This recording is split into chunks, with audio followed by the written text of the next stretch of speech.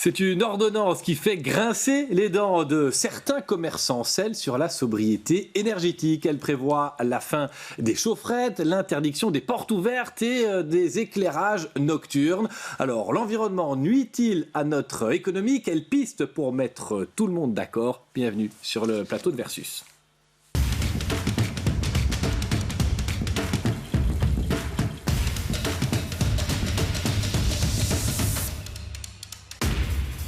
J'accueille Anne-Sophie Sneyers. Bonjour, vous êtes la directrice du service d'études à l'UCM, l'Union des classes moyennes. On verra ce que vous attendez, vous, de nos dirigeants. Même question pour vous, Roland Daupe. Vous êtes, vous, chargé de projet à l'ASBL Énergie Commune. Vous faites de l'éducation permanente et notamment sur ces questions d'économie et d'énergie. La question est politique et Calvin Soares, c'est un texte porté par un de vos ministres, Alain Marron, est toujours ministre bruxellois en charge de l'environnement. Mounir Larissi, vous siégez-vous en commission environnement pour les engagés et on verra que vous avez amendé cette ordonnance. Avant de vous entendre, madame, messieurs, quelques réactions de clients, des Bruxellois qu'on a pris au hasard. C'était dans les rues de Bruxelles et on les interrogeait justement sur la disparition potentielle de ces chaufferettes en terrasse. Regardez. Forcément, je comprends que pour le climat, ça soit discuté si c'est très consommateur en énergie. Vous n'avez plus de place à l'intérieur de l'établissement. Vous êtes à l'extérieur, du coup vous avez froid, vous n'avez pas d'espace intérieur. Du coup, genre, se poser et se dire, j'irai à un endroit où je serai au chaud, pour moi c'est primordial. Ce sont deux réactions parmi d'autres. La Fédération Horeca a réagi, on entendra l'Union des classes moyennes, le secteur associatif. Mounir Larissi, vous avez, on est presque en direct, ce matin obtenu un délai. L'interdiction devait courir à partir du mois de juin. Vous avez obtenu 1 an. En 1 an, qu'est-ce qui va se passer ? Donc c'est l'objet de l'amendement, c'est pas un simple report, mais derrière il y a vraiment l'idée d'accompagner la mesure et de pouvoir aider justement le secteur Horeca par rapport à cette nouvelle mesure qui était censée être temporaire et qu'on souhaite rendre définitive. Mais donc ça veut dire que l'accompagnement il va consister en quoi et il viendra de qui? De la région, du fédéral C'est une très bonne question, donc l'accompagnement... je voudrais une bonne réponse. Mais l'accompagnement doit venir de la région, c'est déjà fait dans certaines communes dans le cadre des plans air, climat, énergie. On sait qu'à un moment, la ville de Bruxelles a distribué toute une série de plaids, mais aussi surtout du fédéral, parce qu'on a besoin d'un grand plan au niveau fédéral pour l'Horeca, pour ce secteur qui est dans le dur, et je pense notamment avec une grande réforme fiscale. Calvin Soares, on l'a dit, c'est un texte qui est porté par toujours un de vos ministres, Alain Marron. Il y avait vraiment besoin, alors qu'on est en affaires courantes, de porter ce texte, de l'amener au Parlement. On ne pouvait pas attendre d'avoir un gouvernement de plein exercice à Bruxelles. On sait que ce n'est pas pour tout de suite, mais elle est où l'urgence ?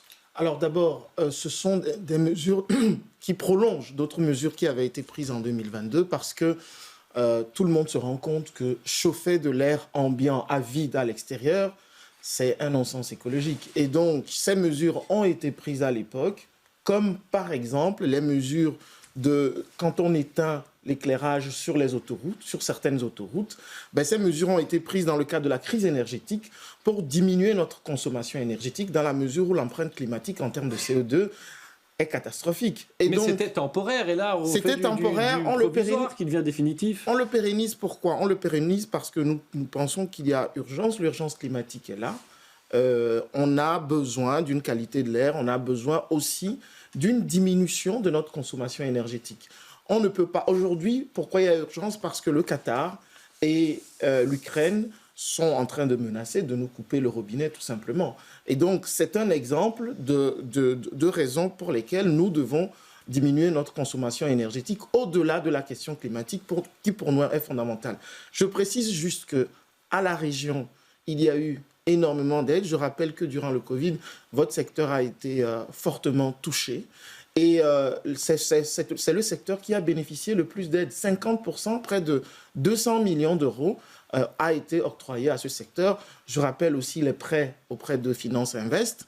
Et donc, la région a travaillé. Barbara Tract a pris des mesures, notamment pour permettre aux commerçants de pouvoir adapter leur installation Mais on a quand même entendu des au niveau commerçants, et énergétique. là je me tourne vers Madame Sneyers, qui disait c'est pas le moment de nous imposer finalement des mesures supplémentaires, des interdictions. Alors on viendra après sur d'autres volets, l'éclairage, des vitrines, etc. Mais sur les chaufferettes, voilà, là le secteur Horeca et même d'autres commerçants sont inquiets. Ça, vous pouvez nous le confirmer.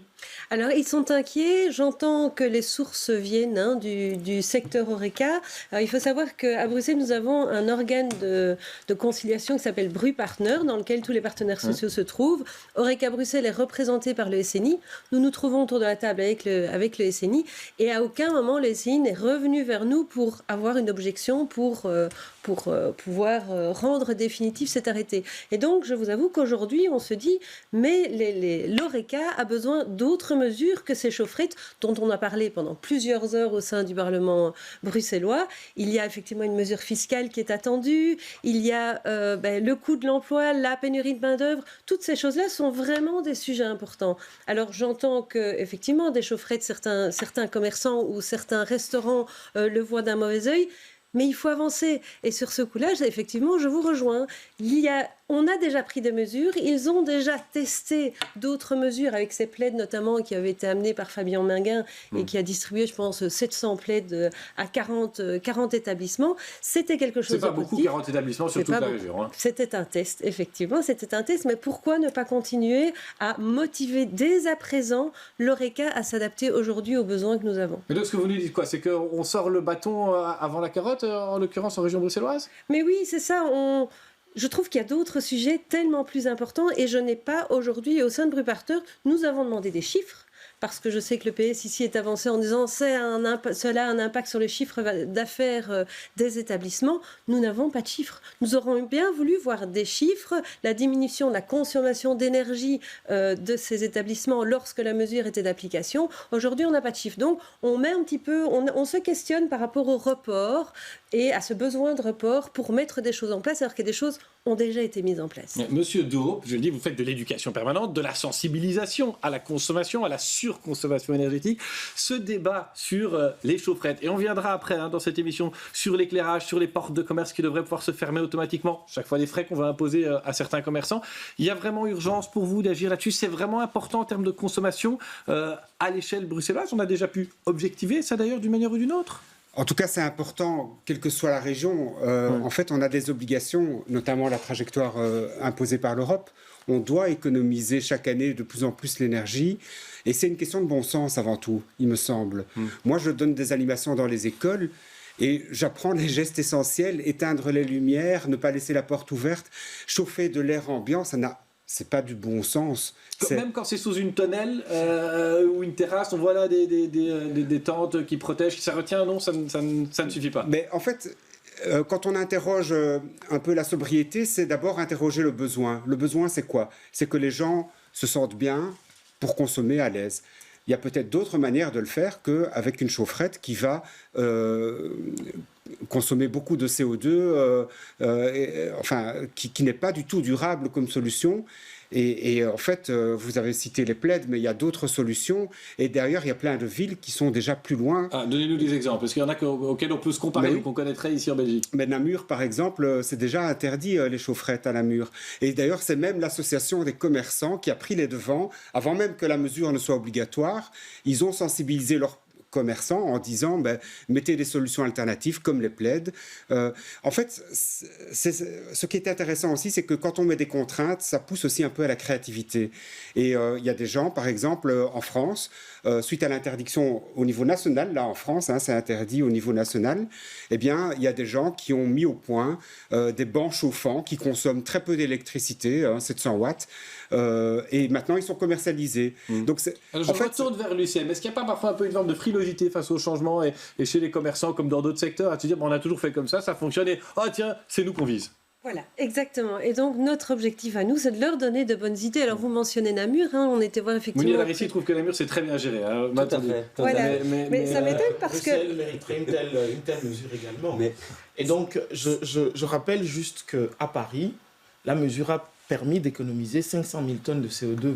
Okay. Et ça, c'est absolument important. Juste un élément. Lorsqu'on parle de Dubaï, on parle des terrasses qui sont climatisées. Les gens sont scandalisés par ça. Mais vous comprenez les gens, on parle des commerçants, des clients qui disent mais nous on va nous interdire une chaufferette dans laquelle on a d'ailleurs poussé les indépendants à investir au moment du Covid parce qu'il fallait de l'espace, il y avait un nombre maximum de personnes par mètre carré et puis maintenant on vient leur dire c'est interdit. Vous comprenez quand même qu'il y en ait que ça fasse je bisquer. comprends très bien dans la mesure où, comme je l'ai dit, en fait, il y a eu la crise énergétique, il y a eu la crise Covid. Nous sommes aussi des consommateurs, nous allons dans les cafés, dans les restaurants.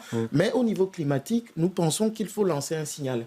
Lorsqu'il y a eu la Coupe du Monde au Qatar, tout le monde a trouvé scandaleux qu'on puisse climatiser les stades. On critique les terrasses à Dubaï qui sont climatisées.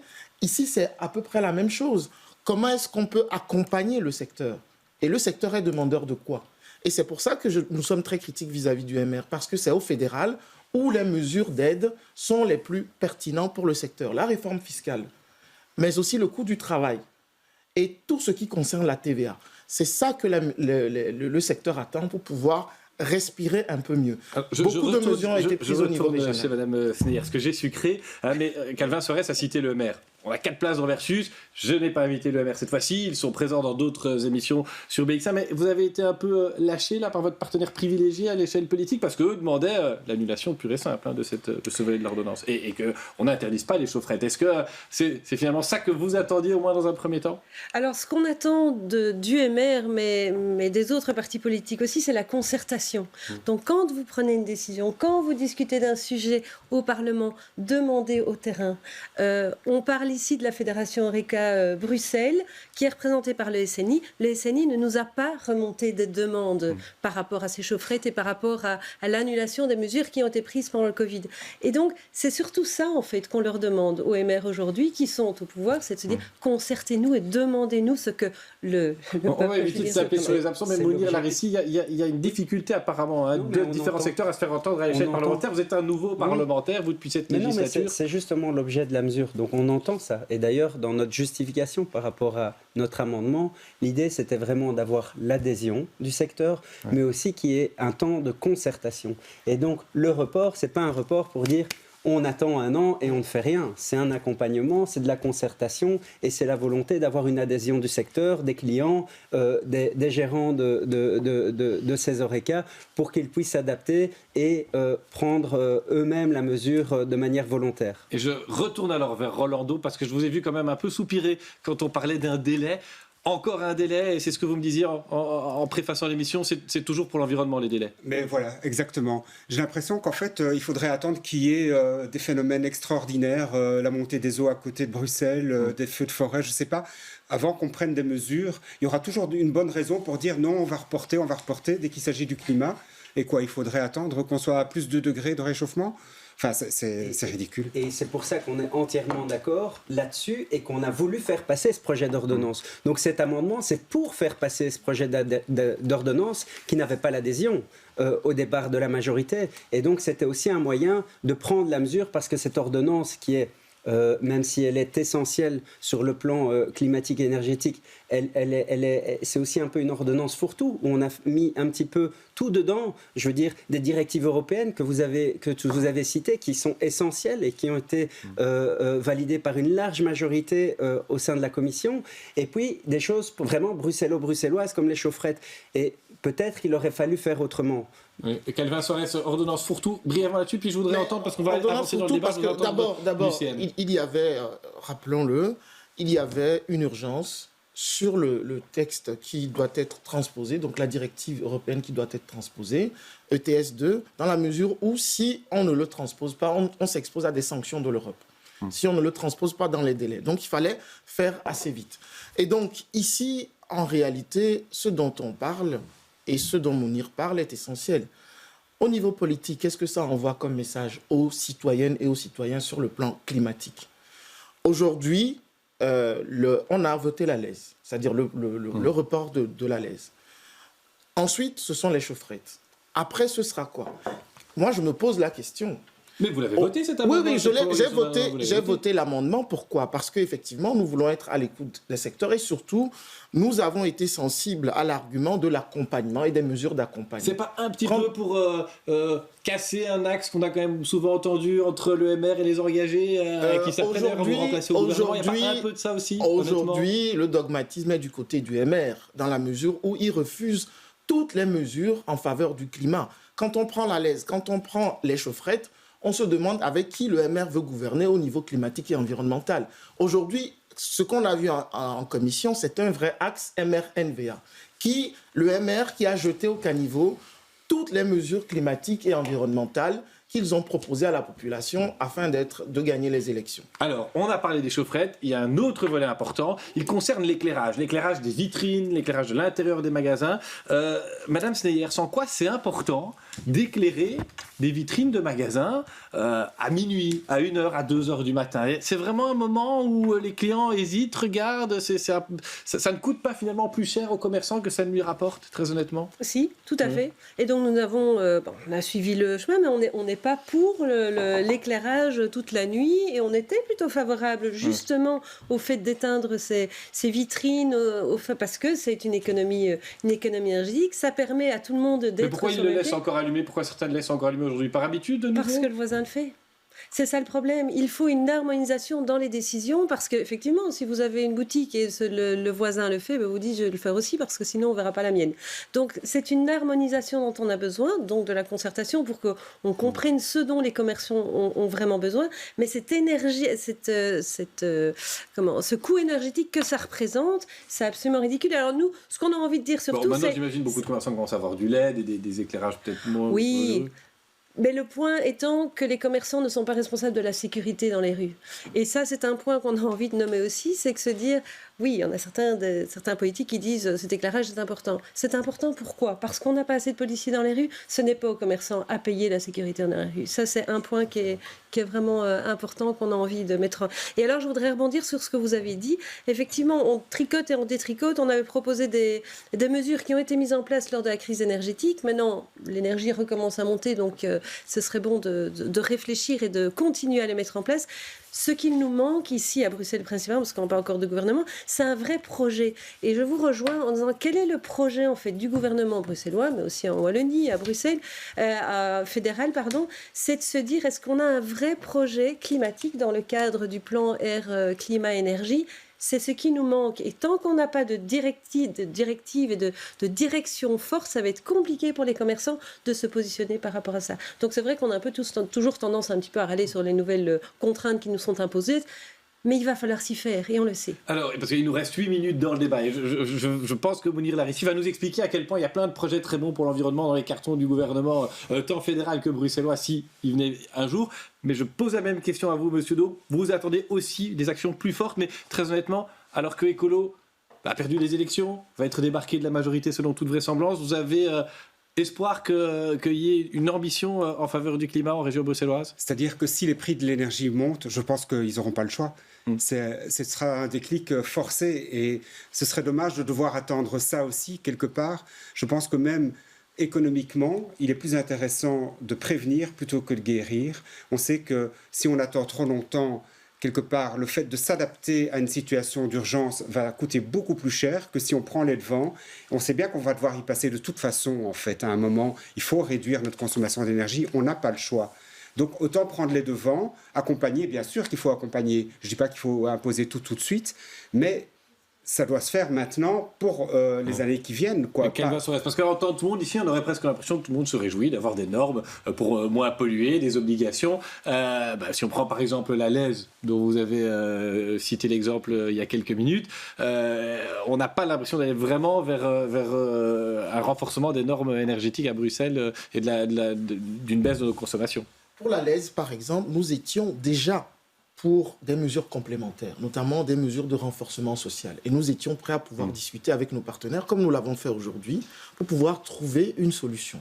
Et donc, aujourd'hui, ce qui nous inquiète, c'est effectivement le signal qui est lancé. Quand je vois les jeunes qui se mobilisent pour le climat, aujourd'hui, quand vous entendez des jeunes et quand vous parlez avec eux et elles de cette mesure, ils vous disent « mais ce n'est pas normal qu'on puisse chauffer de l'air ambiant à l'extérieur comme ça. Et donc, nous pensons que Madame Sneyer a parlé du plan air, climat, énergie. Je pense qu'il y a eu un consensus sur ce plan-là.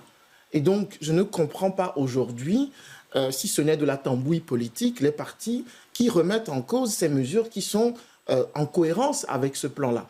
Et donc, je crois qu'aujourd'hui, ce qu'il faut faire, c'est, je pense qu'il faut susciter de l'adhésion autour des mesures et il faut accompagner. Il faut des mesures d'accompagnement, des mesures de renforcement social, ne pas renoncer l'un pour l'autre. J'ai quand même un point sur lequel je voudrais tous vous entendre, et il nous reste quelques minutes dans ce débat. Il y a toujours des notions d'exception. On va pouvoir déroger à certaines règles dans une commune, dans un quartier. Mounir Larissi, vous qui êtes un peu en retard de temps de parole, vous avez été échevin.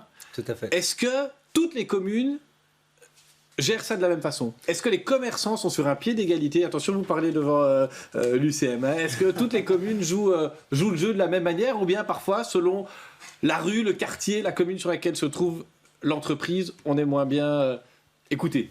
Il y a plusieurs aspects. D'abord, par rapport à cette mesure-là au sein du projet d'ordonnance qui a été présenté, elle a moins fait débat. Je pense au cours des discussions parlementaires, c'est quelque chose qui a moins fait débat que les chaufferettes. Alors, comme ça a été dit, c'est déjà le cas dans tous les plans air, climat, énergie des 19 communes. Mais moi, je voudrais venir sur des exceptions communales. Est-ce qu'il y a des échevins des communes qui sont plus souples, voire plus favorables aux exemptions pour les commerces que d'autres? D'abord, il y a les quartiers plutôt résidentiels, où là, il n'y a que quelques commerces parfois de nuit et qui peuvent être même nuisants, hors aspect environnemental, mais ce sont des nuisances pour les gens qui ont du sommeil, qui sont obligés d'investir dans des rideaux occultants 100% et de les laisser fermer tout le temps parce que l'enseigne clignote. Donc, quelque part, cette mesure peut apporter une solution indirecte à ça. Et alors, il y a des autres endroits, comme par exemple pour Jette, vous l'avez cité, la place Rena Street, place du Miroir, où là, par exemple, les commerçants aiment laisser peut-être leurs enseignes allumées. Mais je veux dire, je ne pense pas que la mesure va fondamentalement changer la vie du tissu socio-économique de la place du Miroir, pour prendre cet exemple-là. Anne-Sophie Sneyer, parce que finalement, Mounir Larissi ici nous explique pourquoi, mais il reconnaît de facto qu'il y a des exemptions dans certains quartiers plus commerçants, ou parce que la commune a la politique de soutenir les commerçants. Vous le remarquez ça à l'UCM, singulièrement en région bruxelloise, il y a des endroits où c'est plus facile d'être commerçant que d'autres? Ah oui, clairement, c'est plus facile. Et bon, il y a des quartiers, alors là, je ne saurais pas vous le dire, je vous avoue, parce que je ne suis pas une spécialiste de Bruxelles, je m'occupe de Wallonie, Bruxelles. Mais en tout cas, c'est le retour que vous avez. C'est le retour que nous avons, mais nous insistons vraiment sur une possibilité, et comment vous, politiques, vous pourriez demander aux bourgmestres d'harmoniser la mise en place de leurs mesures. Je sais qu'il va y avoir sans doute un impact fiscal aussi, parce que si on a plus d'enseignes lumineuses pour lesquelles certaines communes perçoivent des impôts, des taxes, comment vont-elles faire? Ça, c'est un débat qui est vraiment important pour nous, commerçants, de se dire il y a une harmonisation pour ne pas se faire déplacer les gens et pour que tout le monde soit traité de la même façon, on va dire. Ce sera le mot de la fin, mais vous aurez encore la parole une dernière fois, le temps de l'argument recevable, le jingle.